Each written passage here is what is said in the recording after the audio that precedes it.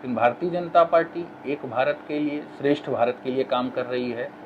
Bharatiya Janata party Bharat को दुनिया का सर्वश्रेष्ठ देश बनाने के लिए काम कर रही है। भारतीय जनता पार्टी भारतवर्ष को दुनिया का सबसे शक्तिशाली राष्ट्र बनाने के लिए काम कर रही है। तन समर्पित, मन समर्पित और यह जीवन समर्पित, चाहता हूँ मातृभू तुझको अभी कुछ और भी दूं। जी हाँ, मैं ये बात इसलिए कर रहा हूँ क्योंकि आज के जो हमारे मेहमान हैं उन्होंने छात्र राजनीति से इसी 4 लाइनों के साथ अपना जीवन शुरू किया था और आज की डेट में बीजेपी पे प्रदेश मंत्री का दायित्व का निर्वहन कर रहे हैं। और मैं सबसे पहले विजात भाई आपका अपने चैनल पर स्वागत करता हूँ। मैं जानना चाहूँगा कि आपके छात्र राजनीति से आज तक के सफ़र में सबसे विशेष कौन सी बातें रहीं? देखिए, काफ़ी लंबा समय हो गया है राजनीति में, भारतीय जनता पार्टी की राजनीति में। भारतीय जनता पार्टी की राजनीति में मुझे लगता है लगभग 21 वर्ष जो है मुझे काम करते हुए हो गया है। उससे पहले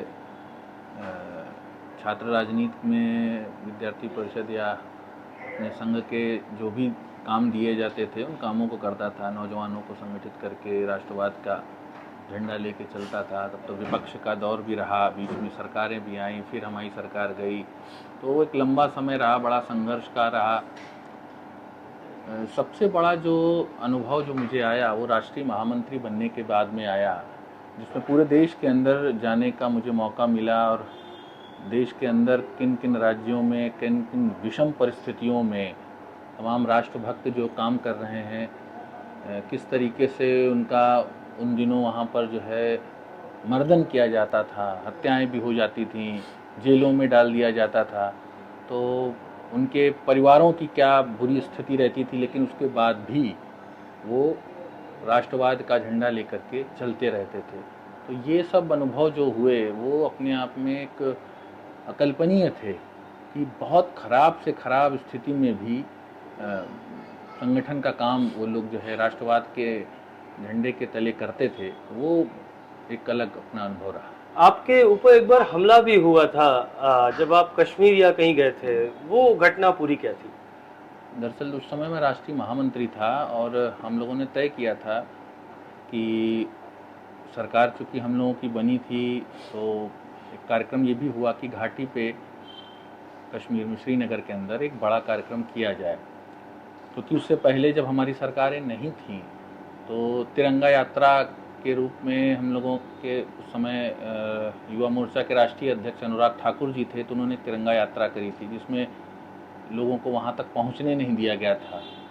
तो सरकार बनने के बाद ये हुआ कि वहाँ पर कार्यक्रम तो करना ही चाहिए, तो वही कार्यक्रम को लेकर के वहाँ पर हम लोगों ने कार्यक्रम किया। तो शोपियान जिले का एक युवा मोर्चे का अध्यक्ष था गौहर भट्ट, वो वहाँ पर 100 संख्या के साथ में आया था और उसके बाद में मर्डर कर दिया गया।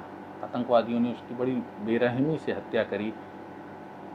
तो उसके परिवार से मिलने गया और परिवार से मिल करके जब मैं वापस आ रहा था तब वहाँ पर फायरिंग हुई, जिसमें 4 आतंकवादी भी मारे गए। और लेकिन ये है कि उस परिवार के साथ मिलने के बाद, उनके पिताजी के मिलने के बाद मुझे लगा कि गजब की जो है राष्ट्रभक्ति जो है जिस व्यक्ति के अंदर आ जाती है, वो फिर किसी भी स्थिति में राष्ट्र का साथ नहीं छोड़ता है। उन्होंने कहा कि मैंने अपना बेटा खोया है, लेकिन मैंने अपने बेटे का जो लक्ष्य है मैं उसको पूरा करूंगा। और आज भी वो भारतीय जनता पार्टी का वहाँ पर काम कर रहे हैं।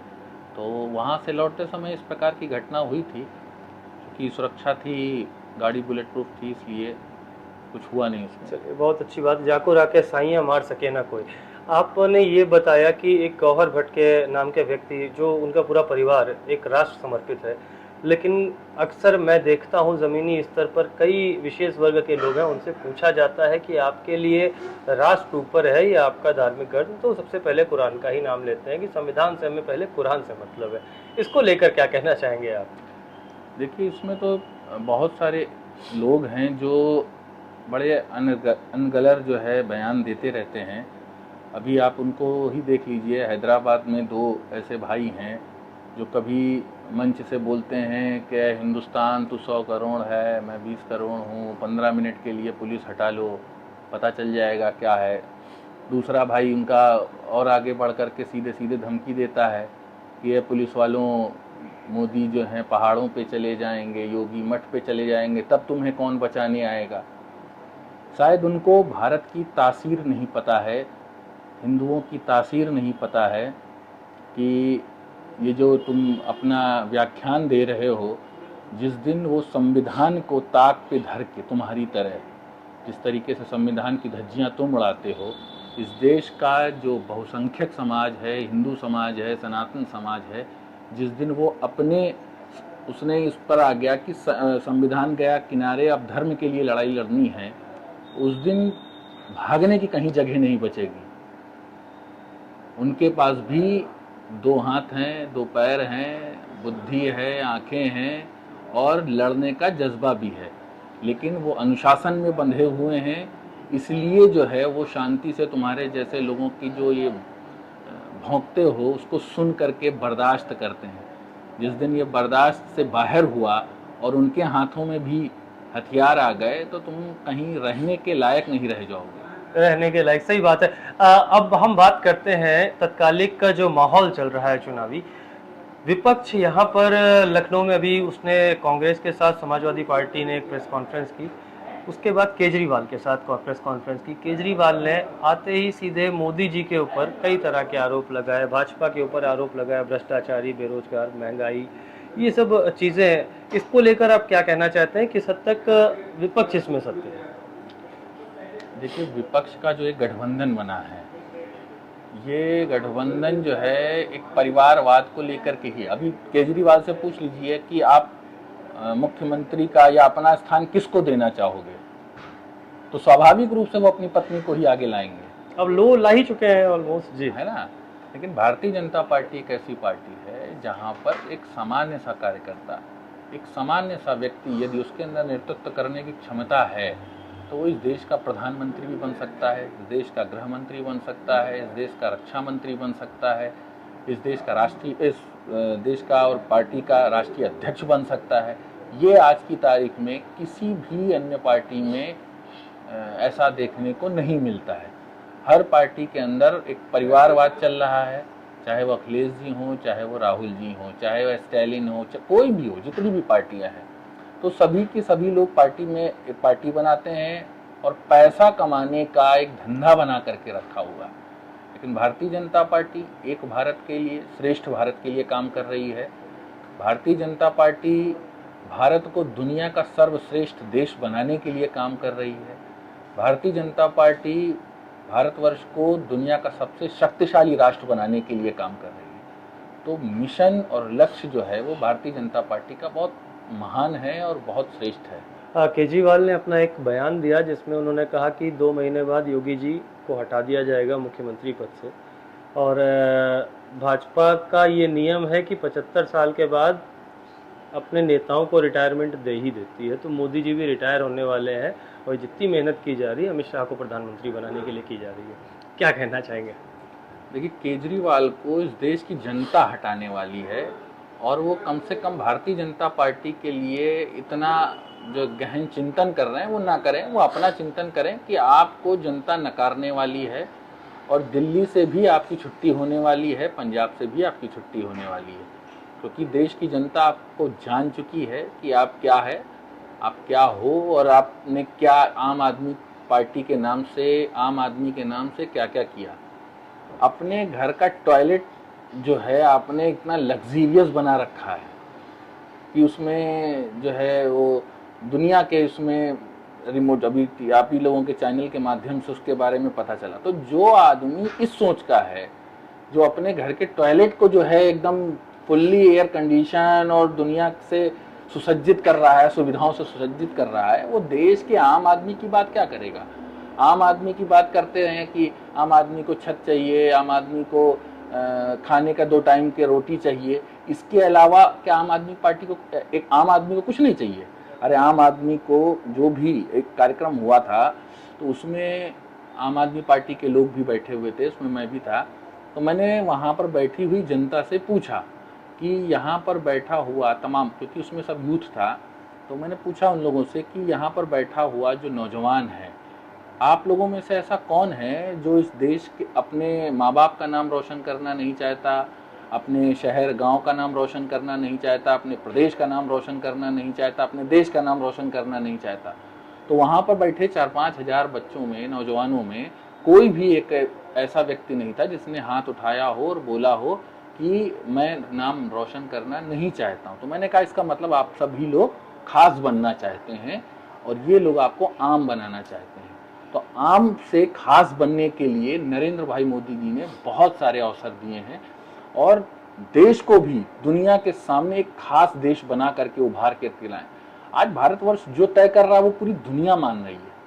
ये आप देख रहे होंगे, योग को आज से 20 साल पहले कितना महत्व मिलता था।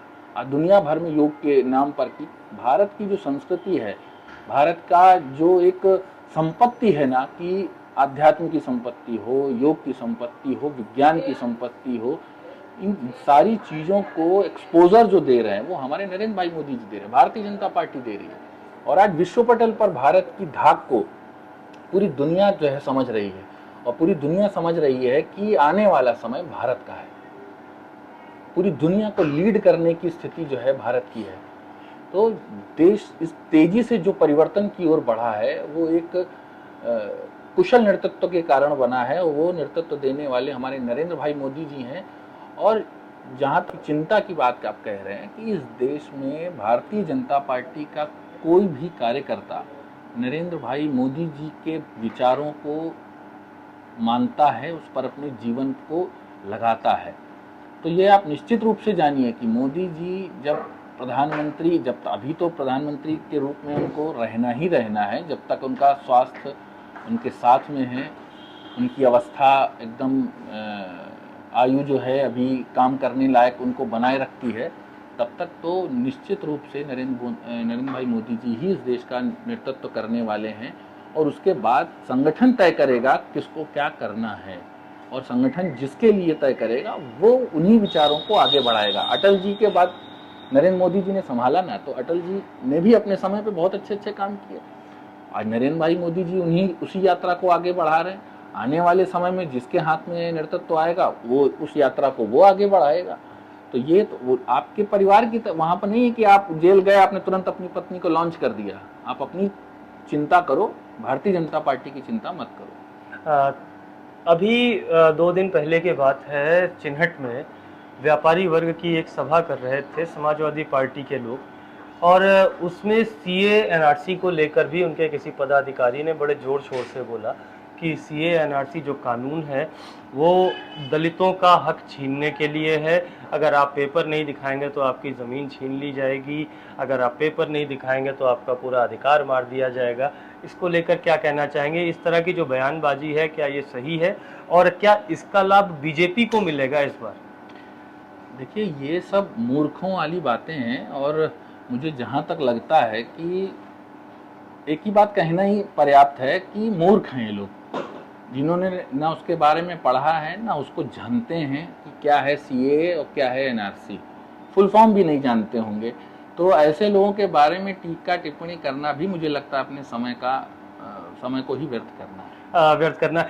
हम आखिरी संदेश आप दर्शकों को और मतदाताओं को क्या संदेश देना चाहेंगे? किन विशेष मुद्दों को ध्यान में रखते हुए वोट करने जाएं, क्योंकि कल लखनऊ में वोट पड़ने वाला है? देखिए, हम लोग तो इस विषय को लेके ही चल रहे हैं कि मोदी जी ने जब गारंटी के साथ में काम करना शुरू किया और ऐसे ऐसे काम किए, कभी कोई कल्पना नहीं कर सकता था कि धारा 370 हटी। कभी कोई कल्पना नहीं कर सकता था कि राम जन्मभूमि का मंदिर बनेगा। राम जन्मभूमि का मंदिर छोड़िए, काशी का कॉरिडोर बन गया, विंध्याचल का कॉरिडोर बन गया, महाकाल का कॉरिडोर बन गया। तो इस देश में जो इस देश का बहुसंख्यक समाज था, सबसे ज़्यादा उपेक्षित वही था। आज की तारीख में उसको उसकी शक्ति पता चली, उसके मान सम्मान को जो है भारतीय जनता पार्टी और नरेंद्र भाई मोदी जी ने बढ़ाया। और पूरे विश्व पटल पर जिस तरीके से भारत का मान सम्मान बढ़ रहा है, भारत के नौजवानों की धाक जम रही है, वो पूरी दुनिया के अंदर अपनी काबिलियत को जो है दिखा रहे हैं कि हमारे अंदर क्या काबिलियत है। और भिन्न भिन्न क्षेत्रों में भारत का नाम रोशन कर रहे हैं। मैं यही कहना चाहूँगा कि मतदान वाले दिन मतदान जरूर करें पूरी, और अपना मतदान करने के साथ साथ अपने परिवार का, अपने परिवेश का, अपने अगल बगल के लोगों का, सभी लोगों का राष्ट्र हित के लिए मतदान करें, ताकि देश सुरक्षित हाथों में रहे, शक्तिशाली हाथों में रहे, और देश जिस तेजी के साथ में दुनिया का, जैसा कि नरेंद्र भाई मोदी जी ने कहा है कि विकसित भारत जो है अपने देश को बनाना है। मैं एक छोटी सी बात कह के अपनी बात को ख़त्म करूँगा कि हम लोग, जैसे हमारे जो बाबा दादा पढ़ने जब जाते थे तो पढ़ाया जाता था भारत एक विकासशील देश है। पिताजी लोगों के समय में भी भारत एक विकासशील देश रहा, हम लोगों के समय में भी भारत एक विकासशील देश रहा, लेकिन कम से कम हमारे आने वाली संतानें विकसित राष्ट्र के अंदर अपने आप को पाएं, उसके लिए मतदान बहुत ज़रूरी है। क्योंकि मतदान जब राष्ट्रवादियों के हाथ में के पक्ष में जाएगा और भारतीय जनता पार्टी नरेंद्र भाई मोदी जैसे नेतृत्वकर्ता के हाथ में कमान रहेगी, तो निश्चित रूप से देश विकसित राष्ट्र बनेगा, दुनिया का सर्वश्रेष्ठ राष्ट्र बनेगा। इसलिए भारतीय जनता पार्टी के पक्ष में मतदान करें, राष्ट्र हित के लिए मतदान जरूर करें। विपक्ष के लिए कोई संदेश देना चाहेंगे? विपक्ष के लिए मैं एक ही बात कहूँगा कि समय रहते ये तुष्टीकरण की राजनीति बंद करके देश के लिए सोचिए, परिवार को छोड़ करके राष्ट्र के लिए सोचिए। ये जैसे मोदी जी के लिए लोगों ने कहा कि इनका परिवार नहीं है, तो इस देश की करोड़ों करोड़ों जनसंख्या ने चिल्ला चिल्ला के बोलना शुरू किया कि हम हैं मोदी का परिवार। तो यह देश परिवार है। हम लोगों के यहाँ पुरातन समय में भी कहा गया वसुधैव कुटुंबकम, संपूर्ण विश्व हमारा परिवार है। तो संपूर्ण विश्व के कल्याण के लिए आज की तारीख में सिर्फ भारतीय जनता पार्टी है। विपक्ष की पार्टियों को मैं बोलना चाहता हूं कि सीखिए भारतीय जनता पार्टी के विचारों को और अपने अंदर परिवर्तन लाइए, सबको अपना मान के चलिए, आपस में लड़ाना भिड़ाने का काम बंद करिए। विश्व पटल पर बढ़ रहा भारत का सम्मान और राष्ट्र को ध्यान में रख के करिए मतदान। यहीं से मैं अपनी बात समाप्त करूंगा। ऐसी ही और खबरों को देखने के लिए आप लगातार हमारे साथ जुड़े रहें। मैं अवनीश मिश्रा, ग्राउंड जीरो भारत, लखनऊ।